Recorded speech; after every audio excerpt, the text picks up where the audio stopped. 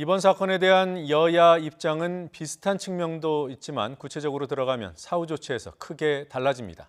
야당은 국방부 장관 해임과 9.19 남북 군사 합의 폐기까지 요구하고 있지만 여당은 과도한 주장이라며 선을 긋고 있습니다.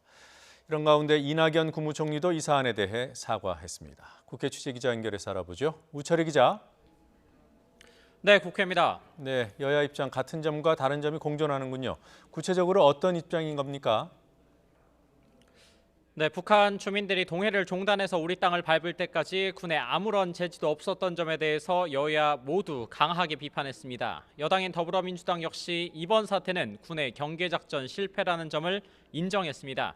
이인영 원내대표는 군이 아무런 대응을 하지 못한 건 어떤 변명의 여지도 없다면서 뼈를 깎는 자성으로 엄중하게 책임지는 모습을 보여야 하고 정부와 당정 협의를 통해 재발 방지 대책을 마련하겠다고 약속했습니다. 다만 이번 사태와 9.19 남북 군사 합의는 무관하다고 선을 그었습니다. 연계하는 것은 번지수를 잘못 찾은 진단과 해법이라고 저는 생각합니다. 남북 관계를 훼손하려는 의도가 아닌지 매우 의심스럽습니다. 반면 자유한국당과 바른미래당은 정부가 국민을 상대로 거짓말을 했다고 날을 세우고 있습니다. 한국당 나경원 원내대표는 관훈클럽 초청 토론회에서 9.19 남북 군사 합의가 우리의 무장 해제를 촉진시키고 있다면서 없어져야 한다고 강조했습니다. 그러면서 정경두 국방부 장관과 정의용 청와대 국가안보실장의 즉각적인 사퇴를 촉구했습니다. 대한민국의 안보 완전히 저는 이제는 파탄났다고 생각을 합니다. 외교안보 라인 즉각 교체해야 됩니다. 북한 목선 사건은요, 저희가 가볍게 볼 일이 아닙니다. 바른미래당 오신환 원내대표는 정경두 장관 해임은 물론 문재인 대통령이 분명하게 사태에 책임을 져야 한다면서 국회 차원에서도 국방부 장관 해임 건의안과 국정조사를 추진하겠다고 강조했습니다.